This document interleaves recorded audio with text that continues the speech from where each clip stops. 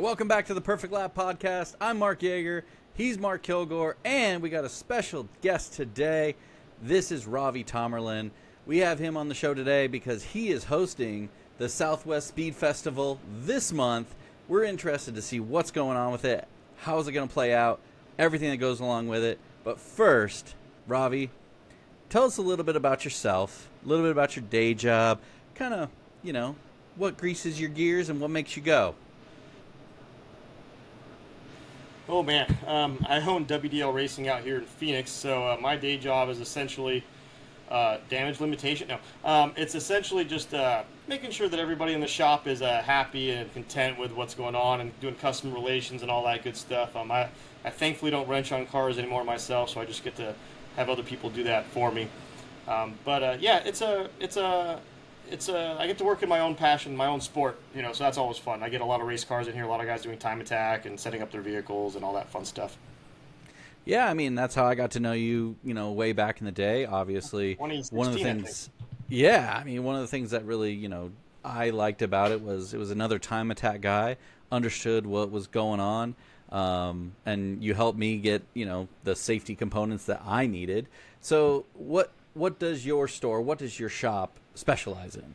So we are the only safety supplier in, Arizona to start with, and I think we are also we are probably the closest one for most residents in Texas and in the western Texas area, like El Paso. I get a lot of El Paso customers. We are the closest for anybody in New Mexico, Colorado, basically the Southwest. California has a couple out there in the SoCal area that are not what I would consider. But yeah, we get that whole, basically the rest of the Southwest come to us for safety, whether they fly in or call or whatnot.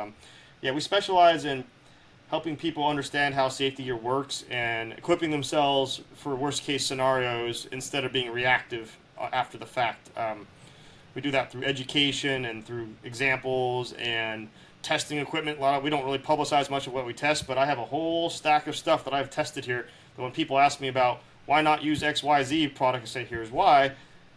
This is how it handled XYZ, and they go, oh, yeah, I'll pass on that. Yeah, exactly. Helping people understand that there's a minimum bar to safety gear, and the manufacturers can produce their product anywhere above that bar, and a lot of them don't. They go right to the bar, and that's it. Yeah, and that's definitely something, me and Kilgore have talked about safety, and that's a topic that actually we plan on talking about later on in one of our future podcasts.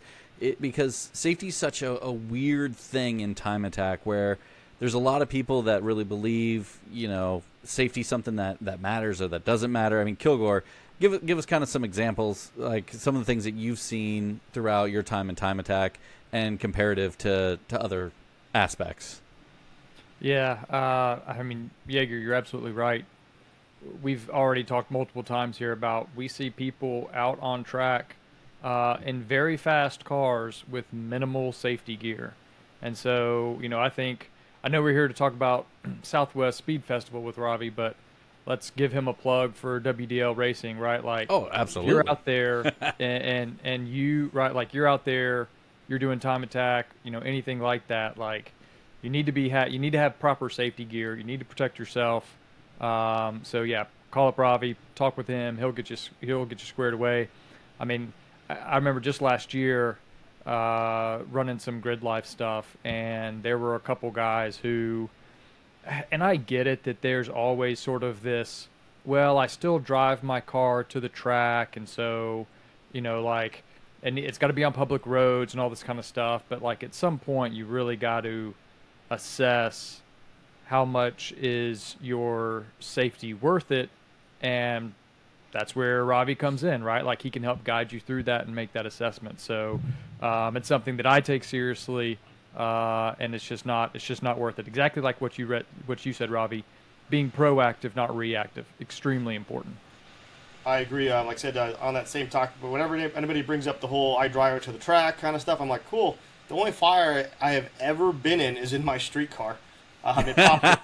It popped the brake line on the back right corner of my white NSX while I was just hot lapping for funsies. I actually had a suit on and everything like that, but within like 5 seconds, that car was in a fireball. So Yep, I was in a full Fire suit. doesn't discriminate. Yep, it doesn't care what group you're running, and just like hitting stuff doesn't care what group you're running. And Hans doesn't work better in one group than the other. All that stuff is there for a reason. I mean, stuff happens, like we don't plan to be on fire. We don't plan for that ball joint to snap and you hit a wall. We can't plan for it. So I always encourage people to be proactive instead of reactive and give them good examples. And we could have had 3 marks today on here. We could have had Patronus on here too, and we just would have all the marks, and we could talk about safety all day long, and it would be a ton of fun. But just that's the overarching goal for us over here, is just to help people understand, educate them, and persuade them to take care of themselves better than they may have thought they need to, per se.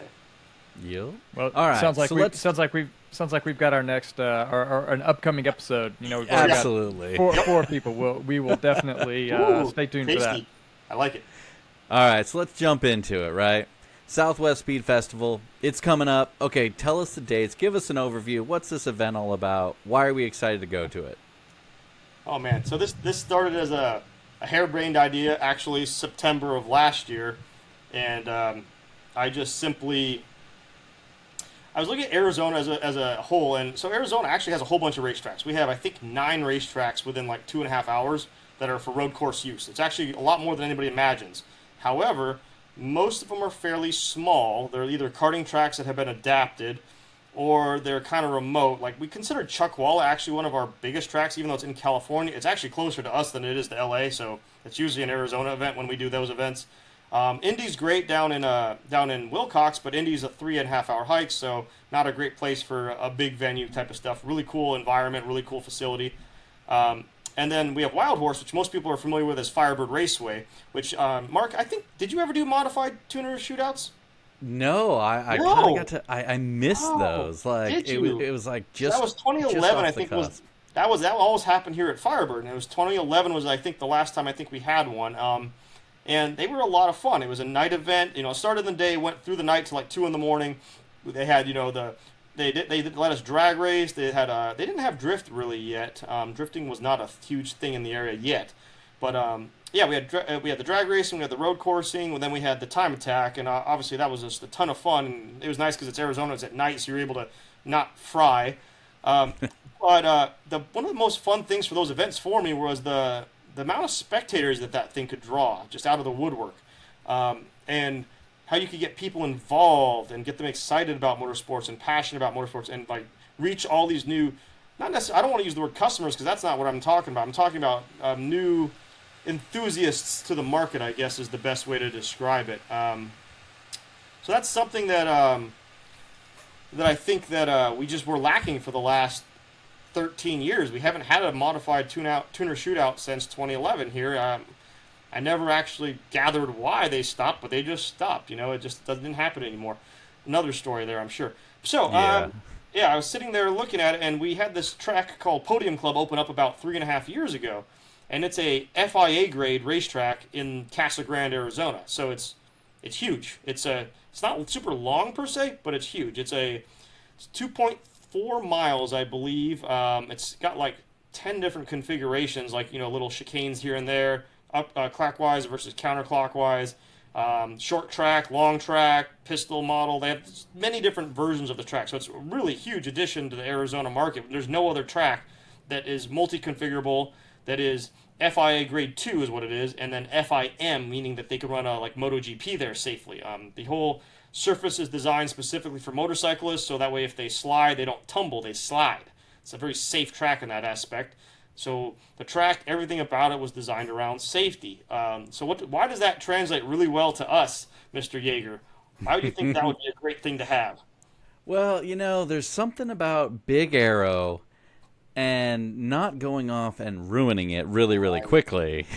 So one of the best advantages for me is, so I actually love Buttonwillow as a track, but I absolutely despise it for the chances of completely totaling your car every time you go out.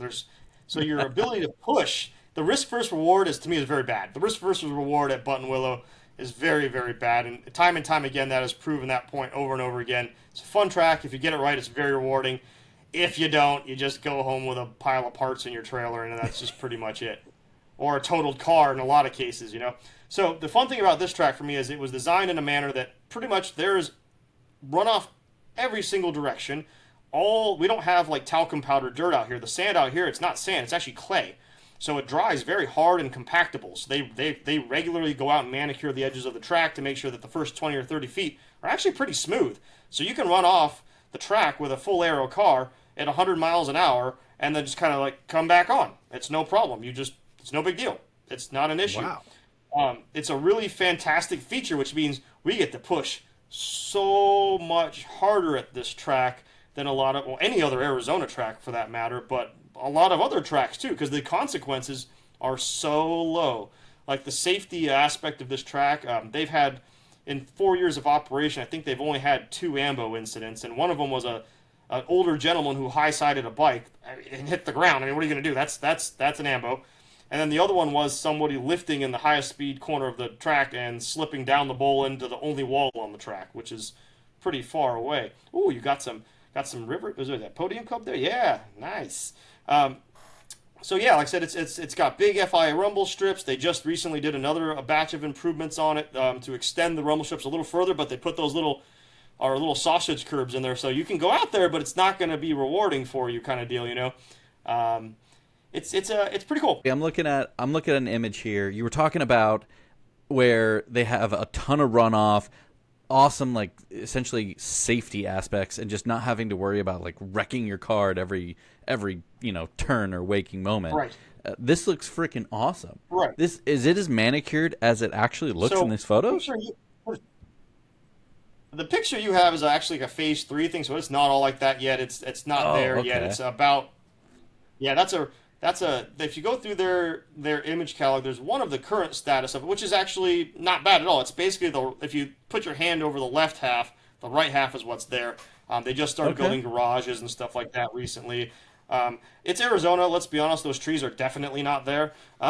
That's true. All those beautiful trees are not there. But yes, no. So as you see in that right half of that image you had up there, the runoff is essentially all these corners. If you're going counterclockwise, for instance, like we are for SWSF, they all just shoot off into the desert, and there's no trees, there's no cactus, there's no boulders. They pulled all that stuff out. There's nothing to hit. So the only place you can really hit a wall is turn 1. If you somehow decide to lift mid-corner, you might hit the right side wall, kind of like at Riverside, but it's not very likely. You'll most likely wash out to the left. And then turn 7 is a really high-speed banked sweeper that's 100 plus in some cars. And if you lift there, going counterclockwise, there's a center dividing wall going down that piece there, which, again, that's very hard to do because those are still 70, 80 feet away. They're pretty far. Then all the areas that are really high-risk exit, they all have pea gravel that's very well thought out where it'll slow you down, but it doesn't stop you. You won't necessarily dig in. If you kind of can imagine like the modern Formula 1 pea gravel where they have those little strips where it'll slow you down, but you can keep going. It'll keep you from flying off into the desert, but it'll allow you to maintain some form of control. So yeah, at the bottom of that, you can see all those different possible configurations, and every one of them is reversible on top of that. Oh wow! So what's the front straight like? About how long is that? I don't remember off the top of my head. I think it says in that image. I thought it was like 2,800 or something like that. Yeah, 2,800 feet on that so front straightaway. For perspective, I actually use this. This track has been awesome for me for like setting up for super lap because the straightaway mile an hour is almost identical. Really? Whatever you do at COTA, you do here. That tells you how much faster you're coming onto the straightaway at this track because it's a much shorter straightaway. So I top out with 540 horsepower. I'm topping out at 160. Wow. And then let's go. See where turn 15 is? That's what we're going into, and it's about 50 mile an hour around that corner. It's a blast. So that braking zone, dude, it doesn't undulate. Like COTA, we're used to the bumps and all that. No, this is very flat, well solidified. They put a big concrete pad down first, then asphalt on top, so it doesn't freaking move around. So it's really a pleasure to drive for like cars like mine that have no ABS or anything like that, because you can really like attack these corners with a really high level of viciousness without any real consequence. So for the locals, this has been awesome. It is a membership track, but they allowed folks to get in at very low prices as they built the track, and that was wonderful. So probably about half the members are just local club racers like NASA, Pro Auto, just regular guys like you and me that have this access to this wonderful FIA racetrack that they're going to continue to develop and add stuff to. And we're not excluded from any of the new stuff. We just got in for cheaper. That's all it is. Nice. I mean, So, it's really awesome. I mean, you have 15 corners. You can also set it up in a multitude of different tracks. You can set it up in different ways. You know, it makes it so that you can't get bored of it, which, you know, Right. kind of reminds me of like Button Willow or Streets of Willow Sure. or something Yeah. of that nature. You have a bunch of different, you know, ways that you can set this thing up. An awesome straightaway, which obviously can help with, you know, getting certain types of people out there, especially. I'm just going to ask the dumb question. Do they do, like, drag racing down this thing as well? They don't. I don't think they're planning on it either because Firebird, our local drag strip, was supposed to close but ended up staying Okay. open. So, again, that's not their core business. Their core business is based around, like I said, the membership side of things and then local club racing. They basically, the members get like 250 days a year of open access, and then basically what's not on that 250 days is rentals for folks like Southwest Fest. You know, like. So, yeah, it's a pretty cool scenario. They're very friendly to new ideas. The management staff there, as soon as I introduced the idea to them and said, "Hey, man, I don't have any money though, so I'm gonna have to fundraise this thing. We're gonna Crowdfund you? I need to put this on the schedule without giving you 20 grand right now." You're like, you know, can you work with me? And they were like, "Hey, don't worry about it." They knew me from the local market. They know what I'm capable of. So like, "Hey, dude, we'll put it on the calendar. Start rolling the ball, see where it goes, start throwing stuff at the walls and see what sticks." And obviously, as soon as I brought it up to guys like Tony at UMS or Science of Speed, honestly, all the guys who did the old modified shootout, like Hasport and all them, they're all like, "Heck yeah, let's go. How much money you need?" I'm like, "Okay, you know, whatever you can afford is what really the answer is. You know, whatever you're interested in putting into it." And most of them are very generous in helping us get the track rental secured. And then from there, we were able to open up, you know, get GTA involved. And once GTA got involved, that really started the ball rolling because people have been wanting a GTA event in Arizona for forever. The only track we had was Firebird that was suitable for a fast car. But and when I say suitable, that's kind of a joke of a phrase because yeah, you've been Isn't there. it a sub 1 minute lap? A fast car, yes. I ran a 103 there in a 350 horsepower car. Yeah. Yeah, Wow. so That's quick. yeah, that's not big enough, and then also it's concrete walls all around it, so just wasn't it. You know, back in 2011, cars weren't as fast as they are now. I mean, you look at the records; they've changed so much over the years that there's just no possible way that track was feasible anymore, honestly. So, and maybe that was why they stopped doing it. I don't know, but either way, like after like 2015, cars were just even street cars were too fast for that track to be safe. So fast forward to now we've got this cool track in our background or our backyard, and the owners are willing to work with us. And our idea of doing a motorsports festival as opposed to a track day. They've been doing track days for 4 years now. They've been having, like I said, hosting grassroots events and private events and all that kind of stuff. So this shift in mentality, though, is predominantly treating it more as a venue as opposed to just a location. And convincing our local communities to make the drive out there. Now, Casa Grande's only 10 minutes away, so their population's right there. A lot of the people are just driving 10 minutes away to come to this event. But we're also convincing Tucson and Phoenix to drive, and even people from out of state to drive, you know, anywhere between 1 hour and 10 hours to come do a 1.5 day track event. Now, that's quite an accomplishment considering the event's completely sold out. Sold out already? It was sold out like 2 months ago. What? Yeah, it That's was sold fantastic. out months ago, and there is a wait list currently sitting there. And yeah, that was not something we expected. We were like, maybe it was a little too cheap. Maybe Note maybe to that was self, next time, raise the price. JD and I discussed it. We said we were going to make a very intro level price point because this is an intro level event, and we don't know who's going to show up. So we did discuss that, and next year it will definitely not be at this intro-level price point. It will be more in line with typical GTA events. But the plus side is it lets all these Arizona locals who've never got to try GTA and maybe driving the Super Lap or an out-of-state event is maybe out of their cost range, you know, because you and I both know as well, like traveling the Super Lap, that's a $5,000 to $10,000 event every freaking time, no matter how you skin it. I don't care what class you're running in. If you get out of that for less than $5,000, you are driving a stock car there with stock tires on it. Yeah, you must have stopped at like Vegas along the way and threw down some money and got real freaking lucky. So that was my problem I was having for like convincing people to leave the state is that the cost. So I figured if we put an event in town, made it affordable enough for the local Joes to jump in here, so we get all the local hot shoes to jump in and have fun, that it would do well. But I had no idea that it would have I mean, I'm looking over here on my screen to take a look at the entry list. I think there's 60 or 65 entries, and we kind of capped that based on time, not based on anything else.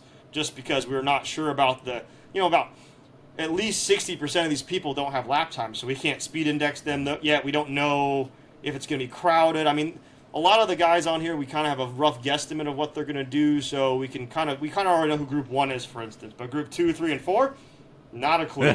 So well, okay, so we have to know, right? I know. I want to know a couple other things about the event, but I have to know. So who are some of like the big dogs showing up, and just notable mentions? So there's definitely a few notables. I mean, some of them have been to Super Lap before, which is pretty cool. Some of them like GTA Finals. A lot of them have been to miscellaneous events in general. I won't list these in any specific order per se. But let me see here. So just attendees of Super Lap, we've got Stefan in Enthusiast class, who had the front wheel drive record for a while, I believe. You've got, let's look down this list. I think there's a pair of new super guys who did really well. The Torres, I think it's a father and son. Oh, they got the father and son combo. Yeah, there. the Torres guys are coming out. Let's see here. Michael Bush is known in California with his Type R, the green Type R. Him and Dennis Cacao are coming out. If you don't know Dennis, Entrepreneur of the Year multiple times, has a fantastic automotive following. I didn't know much about him, honestly, until JD kind of was like, hey, dude, check this guy out. I'm like, holy moly, this guy's like the real deal. Like, this guy, he's like something I look up to as an entrepreneur. Like, this guy did everything right. We've got some old entries from like years before. We got Brian Gillespie. He's entering a couple cars. The Hasport guys. So they're entering a Prelude and a CRX. I don't think Brian's driving. They had to have brought the Prelude out because that thing's been around a long time. Yeah, they're bringing the Prelude out. I believe Tage Evenson is driving it. The local NASA event, the chapter owner. The NASA owner for Arizona region. He's driving, and I think the other car they're bringing out is being driven by another local hot shoe from down in Tucson named Brandon Welsh, who had quite a bit of experience in like Honda Challenge, for instance. A couple other good big names on here. I mean, we've got other guys who have shown up to Super Lap like Don Brown. Let's see here. Phil Robles is going to be on there. He's bringing his car out. He's going to go out and testing with us soon. We've got Jesse Selinsky with the S3000, who obviously he's got a little bit to prove because of the fire incident they had. That was a lot. That was a lot of damage, and he did not have a good day that day. And that car, I was expecting that car. That was a rough weekend. I was expecting that car to be pumping out like 16s or 17s, like we're running full tilt over at Super Lap. So it did a 20, I think, and we know that car had a lot more in it than that. So this is going to be exciting. I've got him pegged as ringer for first place in Limited. That's my guess. He will win. I think he will win Limited. And the only reason I say that is the other car that I was hoping was going to be out there. There's two other cars that they're both registered, but I don't think they're going to make it. One of them is Tim Shepner from New Mexico. The True Form guys, awesome guys. That Evo is awesome. But he hinted that he's a little tentative to bring it. He's probably going to bring his Miata only because he doesn't want to break it before finals. Okay. So, I mean, I get that, but I'm like, yeah, man, that sucks. It'd be a good shakedown, though. That's what I was saying, man, and it's a safe track, But I was hoping to see his Evo out here, but unfortunately, it doesn't look like he's bringing it. And then we have Ben Dankers. Ben Dankers has a phenomenal Evo. He's doing a lot of interesting stuff right now. Yeah. So the downside is Jesse Selinsky's working on that car right now, and it's not done, which means Ulrich Zerka is working on Jesse Selinsky's car because it's not done. So it's just we don't think Ben's going to make it most likely, but we sure hope he does. Going down the list a little further, I've got Cable. I'm sure you know Cable and the Viper. Oh, yeah. I think he's bringing the twin turbo Viper, not the NA Viper.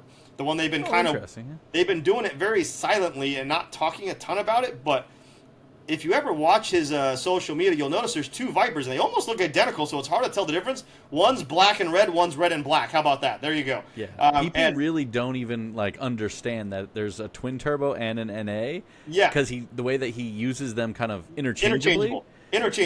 So that car, I think, was touching high 170s at that racetrack. The twin turbo one. So again, set up by Tony over there, and they did all the fab work. Amazing car. Eric Oviat's supposed to be out there. I don't know if you remember Eric. He used to go to finals a lot back in the day, maybe even before you actually. But he's a huge Porsche guy. He moved into the area a couple years ago with HRG, but now owns his own shop called Sonoran Racing. And he was building a ground-up Cayman. I haven't heard from him to see. He's registered still, and he hasn't said he's not coming. I tried to call him today, but he didn't pick up, so I'm not sure if he's just stuck under the car. He's in unlimited, so there's 2 good unlimited cars potentially. Also, John Pearson and Eric Kennel. Have you heard of Eric Kennel yet? He's Not never Eric come Kennel. to a time attack event, but Eric Kennel jumps in anything in anybody's car and drops a second, no matter who you are. And he actually is like, I guess you'd say the local. He's got more laps around that track than anybody, including the track owners. Yeah.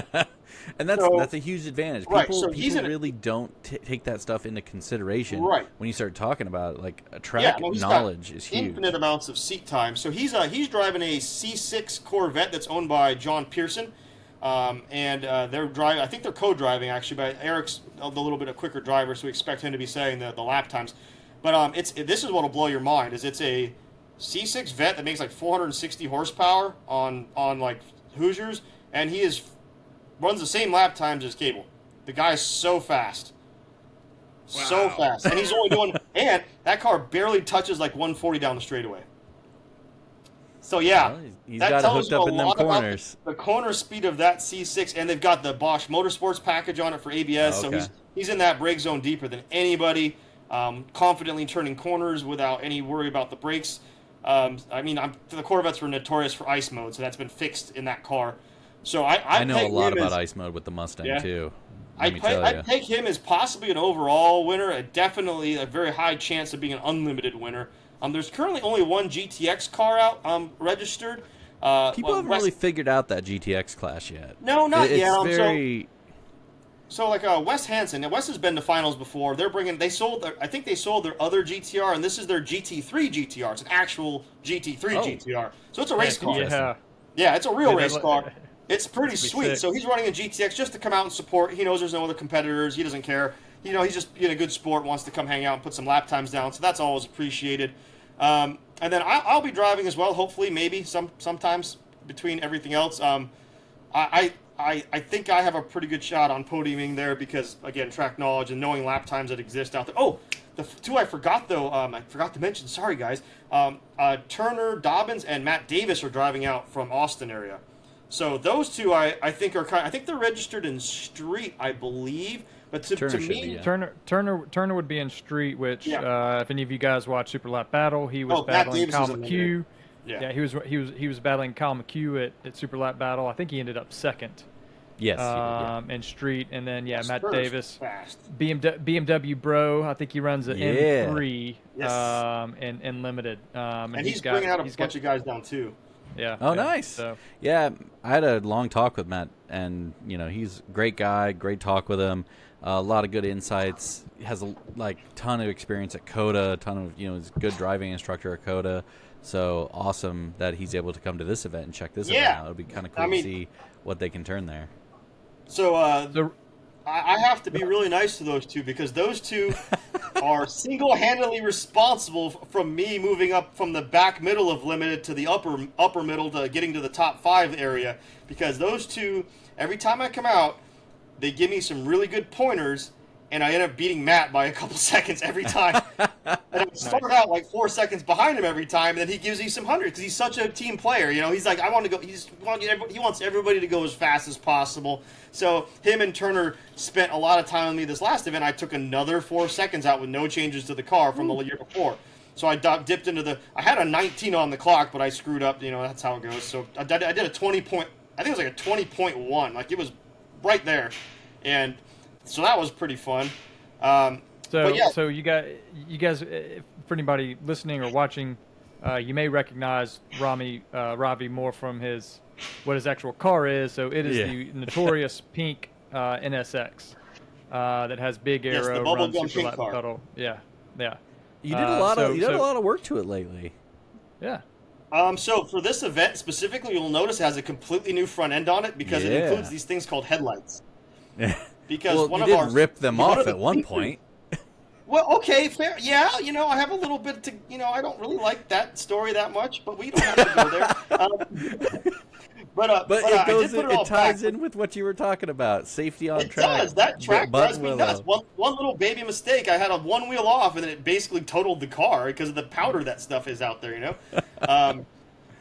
So I put the headlights on here. That's because part of this event is at night. And in fact, 2 of the GTA sessions will be at night. We're throwing up some big lights. We're putting up, I think we're putting up a total of 13 lights up around the track. And considering there's only 15 corners, that's essentially one big set of 36-foot tall, 4-lamp, 4,000-watt lights per corner. So it's never been illuminated that much ever. They've done night events before, but they've never had it that illuminated. So we're trying to make it so people can actually turn real laps at night too, and not just be, hey, we're going out there to mess around. Because I've driven that track at night. I'm about 5 seconds slower in pitch black than I am with the lights on. So I figured if we get it well lit, it should be okay. It makes a big difference when you talk about the Arizona heat. If you can run it at night, as long as you have that track well lit up, those can be like the golden hour sessions. Right. Another interesting thing to point out is, again, because this is going to be an event that's in the high 80s, the low 90s at best. A lot of us in Arizona, we have these cars that are designed for this kind of weather. So I can run my car for a 40-minute session in 110-degree weather, and it doesn't overheat on intake temps or water temps. So that might be a challenge for a lot of folks coming out there having to deal with the hotter temps. Granted, 85 to 95 is a lot better, but it's still not 65. So it's going to be a challenge for people to balance the getting seat time with not overheating your IATs and coolant temps. So that'll be interesting. Yeah, a lot of guys just don't know how to deal with this huge temps, right? I mean, I'm going to pick on Kilgore here for a second. It's because they'd rather spend money on tires than engine cooling. I mean, Kilgore, when's the last time you went out in 110-degree temps in your car and tracked it? Well, I don't know. I mean, I have not really had that chance. I think probably the closest I would have gotten would have been May in Alabama at Barber. So we probably would have been in the 80s. But no, listen. My car has the complete CSF cooling package on it.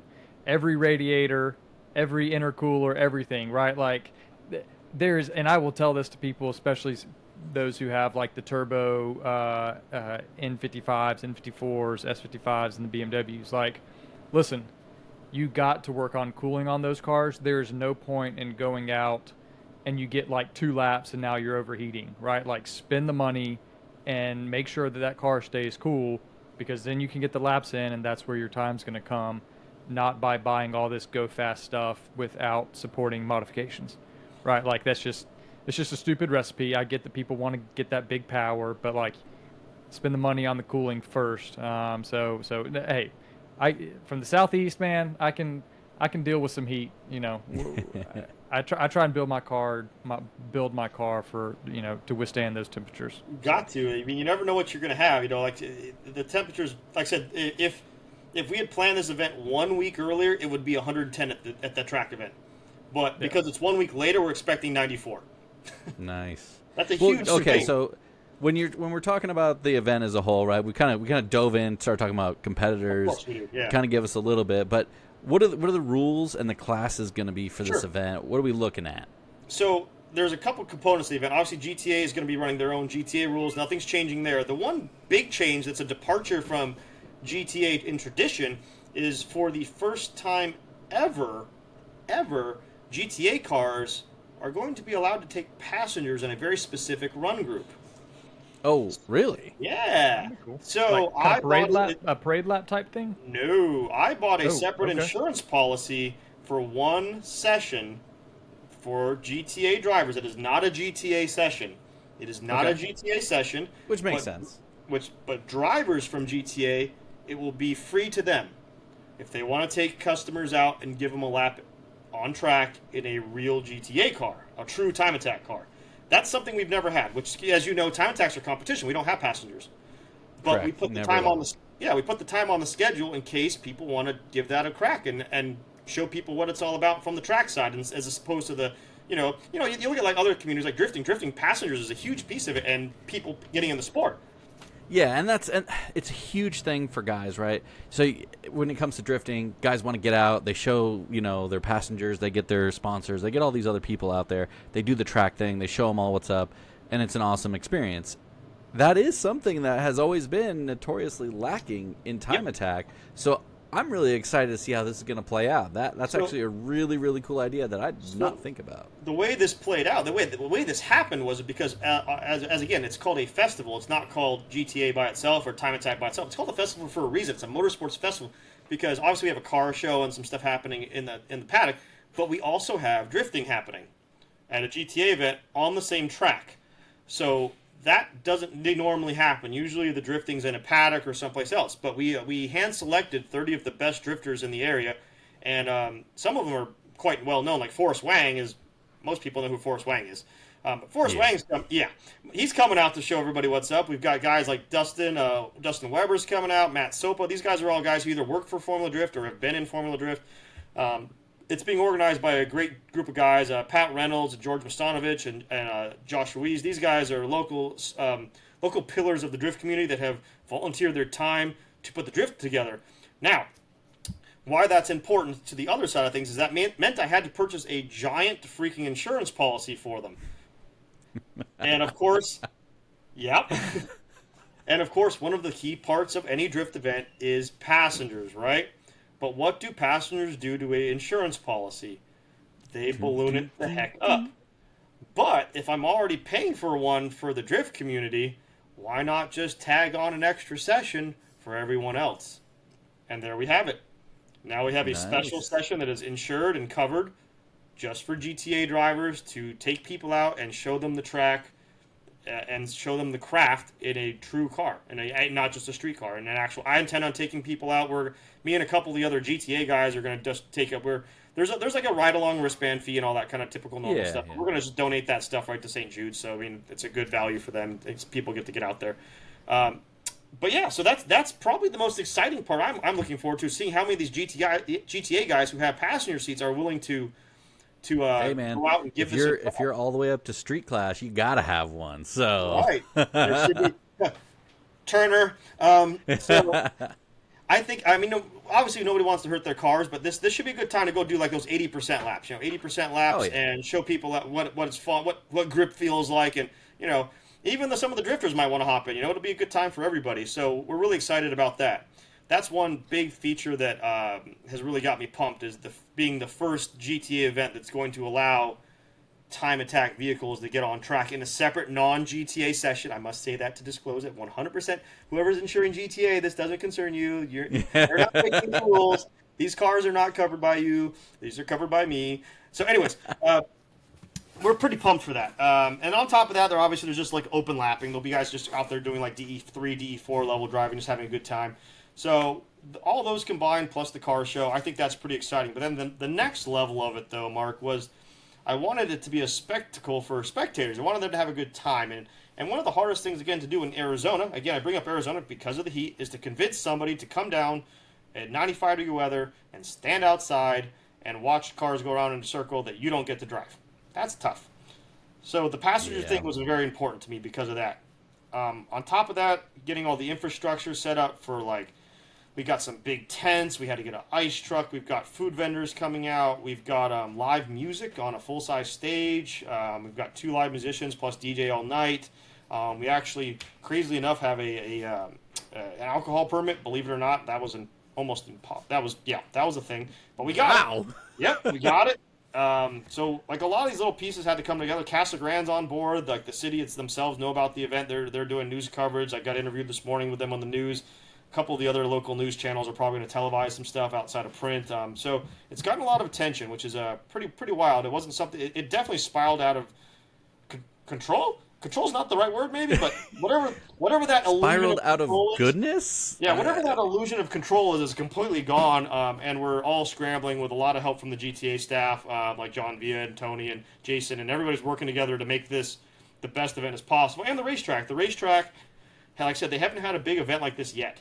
So their goal is to make sure that we put on the best show possible, and they're giving us whatever resources we can to make a positive impression on the local community that this is a place that's for the community.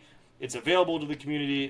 Where they'll host other events there, not necessarily even on the track. Like they're welcome to do like fundraising stuff. They're very much a community pillar, not just a track that's out in the desert nearby. It's not a. Well, I they want to be think part that's of the very, very important, right? It is. That's You a have to be very part of it. important factor that you just talked about, because these events, something like this happens, right? Like you can look at all these events that happen, all these like festivals. I mean, there's a lot of festivals, but like music festivals and stuff that happen where like the local. I mean, let's take advantage of this. F1 at Las Vegas. The local personnel at Las Vegas, and how like negative we have seen that has all came about, right? Well, that's where we have to have that impact that's hugely positive, so that everyone wants to, be a part of it. The local community wants to be a part of it. And I applaud you, and like really hope, and I know you guys are going to be doing everything you possibly can to get this to be a huge positive experience for the community, and just for all the people that are going to come to it. So that's awesome. I'm excited that that's actually really, really cool that you had that forethought, and that was something that you were thinking about throughout the entirety of your planning and situation. So yeah, I mean, it's been a really tough thing, especially because, like I said, it's a brand new track, so there's limited resources in terms of things like protective walls for media and stuff like that. So that was a real huge topic we had to deal with, which you got 100 plus people who want to do media coverage for this event, and you can only select like 15 or 18 of them. And so you know how many people I pissed off? I'm telling them I can't give them media credentials, and I'm trying to explain to them that there's just simply not space for them yet. It's not a no never. It's we had to select people that have experience with this type of environment where they're open and exposed on a racetrack with no protection. We have to have people that are capable of handling that responsibility, and we can't worry. So that was tough. And then looking at all these submissions, there's some great submissions of these folks who do amazing work locally. And we tried to involve as many local photographers as possible. In fact, I think almost half of them are local. I mean, there's not that many come from out of state. We try to really get them involved. So that was one thing. And then just, again, even with the time attack, we had people who wanted to do it, but maybe they weren't, maybe they're not quite ready, and, having to tell people they're not quite ready. Sorry, you're not there yet. It's heartbreaking to these folks, and I see it in their faces, and it's been real tough on that sense. And, but I'm hoping that at the end of everything, they'll see what happened, and hopefully they came out anyways, and hopefully they got involved in that sense, supporting the event, because that's how it spirals into next year, is by supporting the event and not poo-pooing on it just because you didn't get to do X, Y, and Z the way you wanted to, and realizing that the amount of logistical challenges we have at this track are, I have a spreadsheet that's like 28 megabytes, which is a lot for a spreadsheet, full of logistical challenges.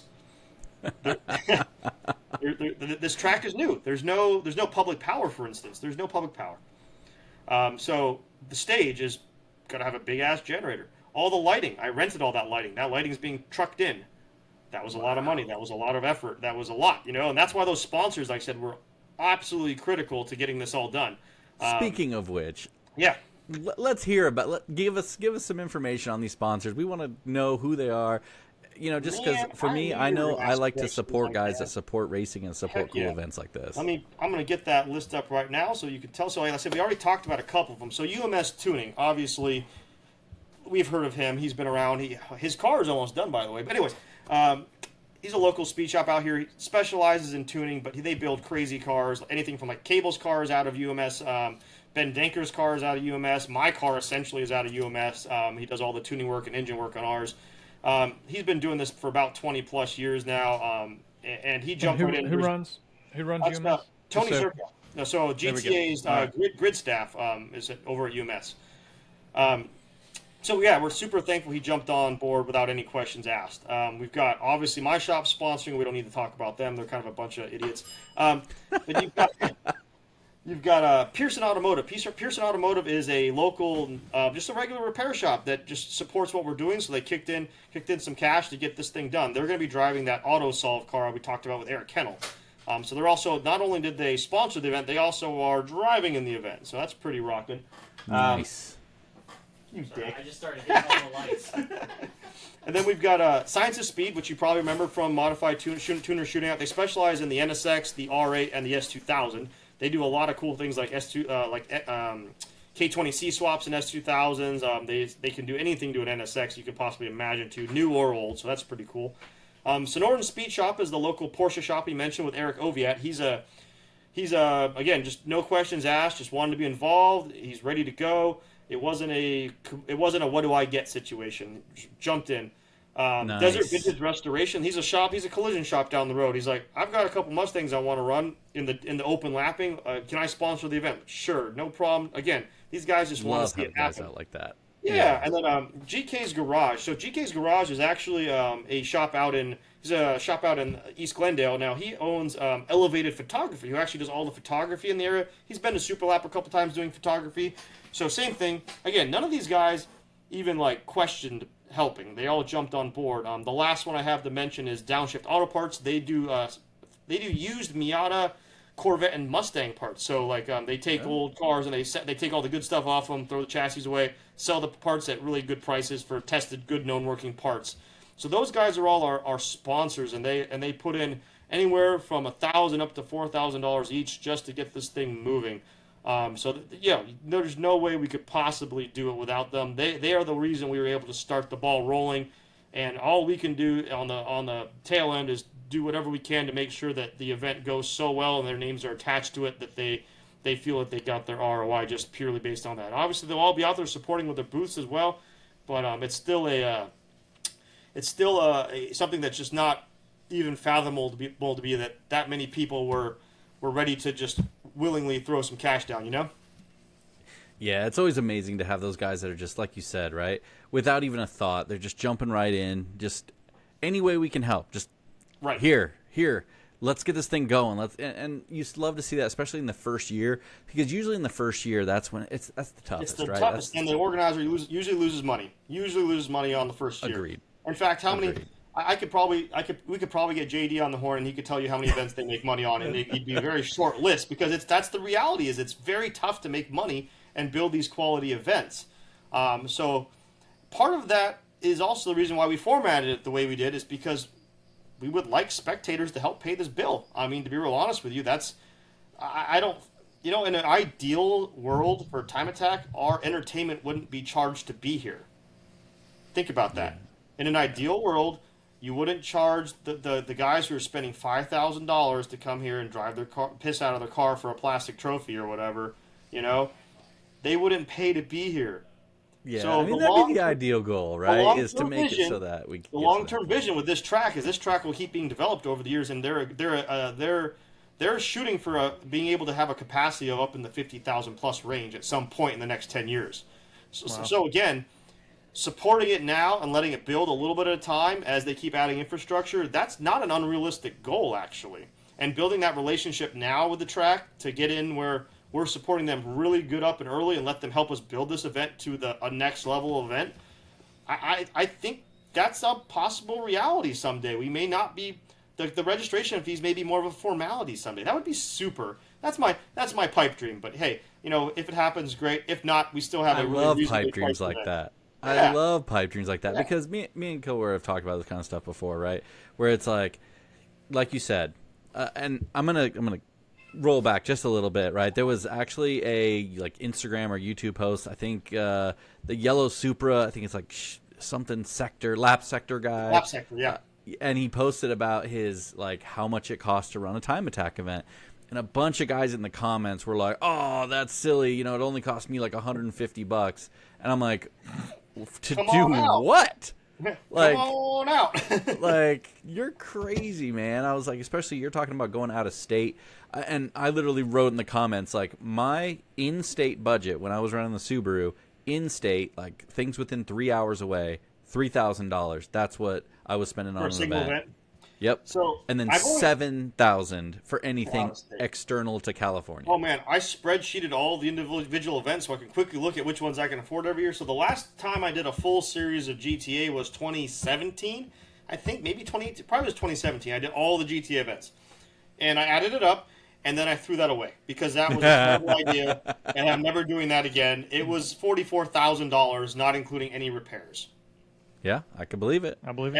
And now I'm in a car that arguably costs. It's the same car, but now it's making double the horsepower. It's a different car. Yeah, it's a different car. It's not that NA car that you guys used to see flying around Buttonwillow or at the Pro-Am events. It's and I don't add it up anymore. I it's feel you. it hurts. There is no $100 event. Even my local the UMS tuning local time attack events. That's still at least $1,000 at least. Yeah, and I'm being really generous. You know, there's those things like tires and consumables. Yeah, that that we don't even put in there. You try to forget about really quickly. Yep. But all right, so let's talk about, we got our tickets, right? So how can guys go get tickets to? Because you said this is a sold out event for people competing. So Right. you want people to be there to check this thing out. How are they going to get tickets to get in the gates to see this thing? There are some easy ways to do it. The easiest way is by following us on Instagram. We post very regularly QR codes that are discounted, and it gets you a pre-entry code. The reason we want you to do it that way is because we know you're coming, so we can accommodate for you to make sure we have enough parking. So we had to build we had to build an entire parking lot for everyone who's coming. The track went out there and bulldozed the parking lot in the desert and leveled it out and scraped it flat to make it so people can come. Making those environmentalists super excited. So lucky for us, I'll back up 2 seconds. So this track is on 300 acres, and he bought 2,700 acres of total land all around it. Nice. So there's not any chance of any encroachment or anything like that. That was the main goal, is to avoid encroachment by neighborhoods. He owns all of it, so it's not going to be parceled off. So we're always posting links and QR codes on our story. You can still purchase tickets at the gate, but we kind of suspect there will be a line, which will be very long and annoying to get in. Yeah. So if you no bought one one wants with to a deal with QR that. code, though, yeah, if you bought one with either the QR code or you go on our website, southwestspeedfestival.com, and pre-purchase your tickets, you'll have a QR code on your phone. We're going to have a separate lane just for you guys with QR codes, because we can just beep you in. Beep, go on. Beep, go on. It'll take 10 seconds per customer to get you signed in. You just have to sign the waiver and get beeped in.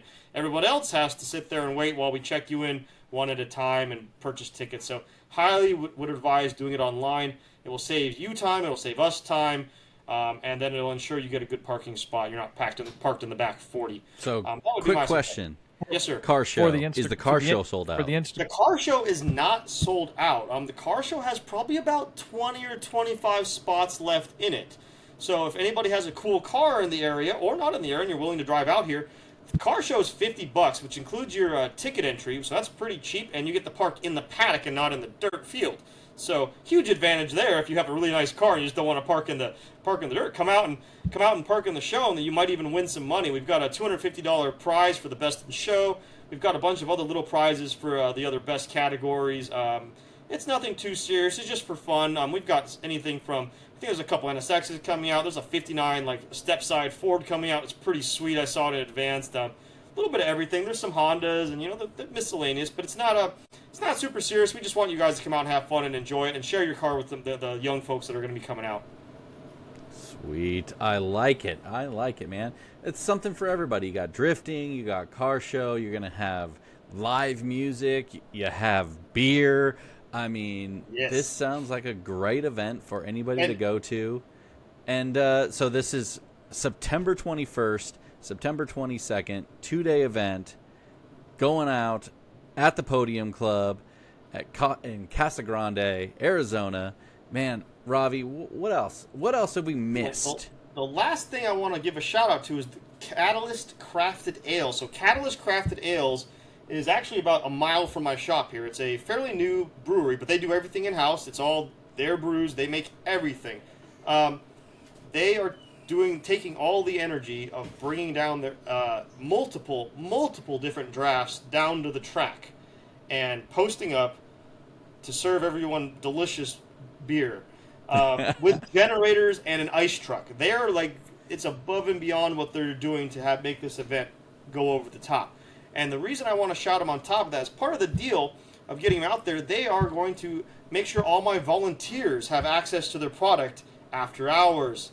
And that's awesome because they're going to be working all day in the sun, and no one wants to pay $10 for a beer anyways. So if you can get one for free by the sponsor, that's just pretty awesome, So they're going to take care of everybody at the end of the day to make sure nobody misses out. But it should be a good time. Like I said, the music, food, drifting, time attack, open lapping, just community type event. I think it's going to be a blast.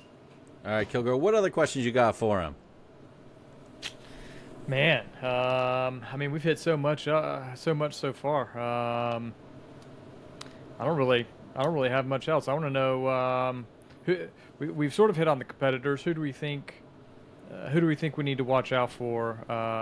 In terms of running the top times. For each class. Top times for Unlimited are definitely unless I don't know what Eric Oviat's going to bring or if he's got his car done, but I'm going to guess either John Pearson or Cable, and they've both ran almost identical times before, so that one's going to be probably the nail biter. I think the next good one will be Unlimited, which will be probably between myself, Jesse Selinsky, and there's a guy named Brad Wells who came out and did really well with his Corvette at Superlap. I don't remember. He ran like a 128 or so in a 305 horsepower Corvette. That was the red one, right? The red one, and he'd never been there before. So he just refreshed his engine. That thing makes a lot more than 305 now.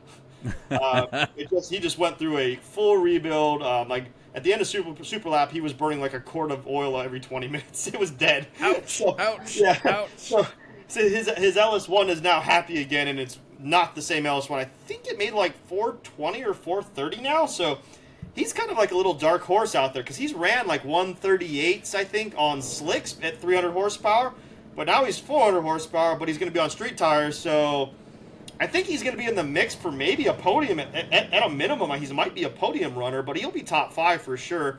Like I said, I think if my car decides not to cooperate, I think it'll really come down to me and Jesse Selinsky for Limited, because as of right now, I think we're 2 or 3 seconds clear of the entire field. So that's a pretty big bridge to gap. What does Jesse run? Jesse's got a S2000. Yeah, Ulrich's actually driving Jesse's car. He has ran a 134 so far in the car, and I have also ran a high 134. But his car definitely makes a little more jam than mine. So if they get it dialed, I really think they can pull off a 131, 132, for instance. I know Matt and Turner have been practicing in the sim, like on a set of course, and they're like, "Man, we got it down to a 140. How's that?" I'm like, "You're gonna have to keep going, boys. Keep going, boys. I'll be there to help you, man. I'll be there to help you get down to there." But I think obviously Matt and Limited, he's a capable driver. He'll pick it up quick. I don't want to count him out at all. There's a very high chance he could come surprise all of us. It's a new track, but he's got a lot of support. And unfortunately for me, I posted all my videos of all fast lines, giving away all the secrets. I might go turn those off right now, Matt. Sorry, I was kidding. But yeah, so I think that's the Limited run there. And then on the street side, obviously we already talked about Turner's probably going to pick this up pretty quick. But there's a guy How many sessions are you guys expecting for the weekend? 4 GTA on Saturday and 3 on Sunday. We're going to try to get out there before 5. So we're trying. Kilgore, he's doing your format, man. Yeah. Doing your format. 3 sessions. I like it. Doing the 3 on Sunday. But in the street class, I've got so obviously we talked about Turner. Phenomenal driver. I think he's going to pick it up real fast. But he's got to deal with Avery Delfelder. I can't, dude. If I mispronounce your last name, dude, we mispronounce everything. Every time I look at his name, we call him Avery Def Leopard out here because it's just easier. so Avery Def Leopard, he has also ran mid 38s out here in street trim. So I can't count him out at all. Like him and Turner might have a pretty good battle because again, it's all that hometown advantage versus new fast driver learning the track fast, right? So I mean, it might be his day, to get on a podium for that. I'm looking through the other listings. I mean, like we've seen at other events, though, it's crazy where these guys show up and they just come out of nowhere. It's freaking wild sometimes. Well, when you've got 8 cheater Supras signed up for one class, I mean, come on. Wait, Ravi, how many Supras you got signed up? Okay, because Supras don't count. There's, I think, 5 Supras in street, dude. I'm waiting for Tony to put a rule on those things that bans them. I think we all are. So then, and then Enthusiast is pretty light, but there's a couple there. I think there's 9. Really? I want to say, yeah, it's pretty light because did you have to intentionally keep Enthusiast light though? No. I'm just really? Most of the cars locally in the area just fall into street or limited. They do. Okay. They just do. So I mean, it's actually kind of. I mean, I don't want to say it's refreshing. It's nice to see the street and the limited packed. It was like 25 each. Packed. It's same as Superlap, But in the enthusiast, we've got so Stefan Buessler, like we talked about. He's enthusiast, and he has podiumed at many local events. And like I said, I think, I don't know if he podiumed at Superlap. You'd have to check. But he was either third place or just at least or he was a front wheel drive record holder. I can't remember which it was. But either way, he's shown he's pretty quick, and I know he's run like a 140 flat at that track in enthusiast class. So I'd give him a chance. And then Logan Rufrano. Logan Rufrano is running a GR86 that's naturally aspirated, and in the local time attacks, he cleans out. Really? In the A class. So A class is a power to weight class. It's A, B, C. C's fast, Yeah. A is slow. But in A class, though, he's beating half of the B cars, too. Right. So the dude can wheel. So I'm not counting him out. So that one's probably the battle to watch there. There's another guy named Hunter Gardner who's pretty quick, too, and another FK8. So I think that's going to be an FK8 versus GR86 kind of situation. That'd be a cool little battle there. There's like something- 4 Type Rs in the street, to be fair. There's going to be a Type R on the podium, for sure. Yeah. That's kind of one thing that, and one way I hate that the enthusiast class makes you get out after a year, depending on how well you do. If you podium, right? Yeah, if you podium, right. you're Like, out. The GR86s, the Type Rs, like that's a great class where they can all battle because, you try and step those cars up to street, you're a bit outgunned. Yeah, it's a lot. It's real tough. Yeah, but the new FA24 platform is pretty good with boost, though. I've seen that those things are... there's a guy locally who made 640 horsepower on a stock block for many, many miles. It made like 11,000 miles on that with that guy beating the crap out of it. That's pretty impressive. It's a Subaru to start with, so that's just no expectations anyways. No standard of bar at all. And then to run that kind of power out of it, almost triple the wheel horsepower of stock. Yeah, pretty impressive. Pretty impressive. Yeah, right. Throw a JDL kit on there, run it at like 400 and enjoy, it's pretty impressive little engine. But yeah, like enthusiast class, I don't think there's going to be a ton of surprising things happening there. I'm looking at the list, and like I said, most of those folks are local folks, and they're good folks, but most of them haven't gotten to the point where they'd be traveling. They're not there yet. But this will probably be a great opportunity for those folks to get a taste of it, and that's what's going to be exciting. They're going to get a taste of what faster cars feel like on the same track as you, and they'll probably get pulled along. So I bet you a lot of these guys are going to run their personal bests this event because they've never had to have competition like this before. Well, and like you just stated, right? So you're going to have these guys who are going to come in, and they're going to be kind of getting pushed to go as fast as they possibly can. Mm-hmm. And one thing I always love about events like this, when you have these guys that, haven't quite dabbled full bore in these time attack events, all of a sudden, they turn to each other and they go, we need to go faster. Right. And then next thing you know, it's let's modify this car. And then it's, hey, maybe we'll go to finals. Maybe we'll go to COTA. Maybe we'll check out this next event. When I started winning Pro-Ams, I started going to every event I could. I was like, oh, this is cool. This car is competitive. And then I went to Atlanta. I'm like, this car's not competitive. As the first time I went to Atlanta, was it Cole? I think it was the Life GTR passed me on practice day. And when he punched a hole in the air, because I went offline, went off to the left, and when he punched a hole in the air right before the the little kink at Atlanta, is it turn 7 or whatever it is officially? It pulled my car in behind him. I it side drafted my car in behind him. I was like, oh my god, I am not gonna do well today. I was doing like 135 down the straight, and he was doing 175. Yeah, it's a wild track. I think that's going to be what's going to happen, though. I think that's what's going to happen with this group, because at least the first 2 sessions, they're not going to reshuffle them, right? We're just going to get them out there as best we think they'll fit. You just got to figure out figure out a time for these guys before you start putting them into. I think only Group 1 is going to be the only one that's relatively halfway sorted out of the box. Like, that's it. All the rest, unfortunately, are going to have to wait till the lunchtime shuffle to get into position, truly, And then I think those guys, their best opportunity is honestly Sunday morning. It's going to be cool out. They've got some seat time. They've been shuffled into the right time category, so that way they aren't tripping over each other. So I know in the driver meeting that's going to be talked about a lot, because at least 60% of these people have never done a GTA event, and a large portion of those people haven't ever driven this track.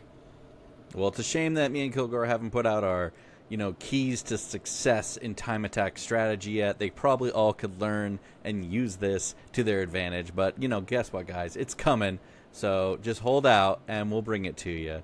Well, Ravi, we really love having you come on here. Tell us all about the Southwest Speed Festival on September 21st and 22nd. I'm excited for it. I'm excited to see what will happen. I'm going to throw this up here so everyone can see it because, people love to see things. Visuals It's going to best. be with the Global Time Attack rules. It's Southwest Speed Fest, and it's going to be on September 21st, 22nd. It's already sold out for drivers, but you can get out there. You can enjoy it as a spectator. You can really check it out. And guess what? You can get in line, because get in line for next year, because you're going to have to be there and be there early for next year so you can get in and be a part of this. Ravi, love having you on, and we're going to definitely have you on later on when we want to talk about some safety stuff. Kilgore, love having you be a part of this, like always. Do you have any closing thoughts before we end the show? The only thing I was going to say for the Instagram account, check those guys out. It's Southwest Speed Fest, all one word, Southwest Speed Fest. Give those guys a follow, and you guys and you can stay up to date with the event, see everything that's going on. Man, I wish I could go out there. That sounds like a ton of fun. Even if I wasn't driving, sounds like a ton of fun just to go out, hang out, see drifting, see time attack cars, music. As we said, beer. Like, what else do you need, right? Like, it's gonna be a Sounds fun like a event. great weekend to me. Yep, exactly. All right, Ravi, any last words? No, my pleasure, guys. I always appreciate the work you guys put into getting things like Time Attack out there in front of the public. So appreciate you guys. All right, we love having you guys out here, and make sure to check this event out. Check out our latest podcast. This thing's going out. We're going out live. Catch you guys later. See ya. See ya.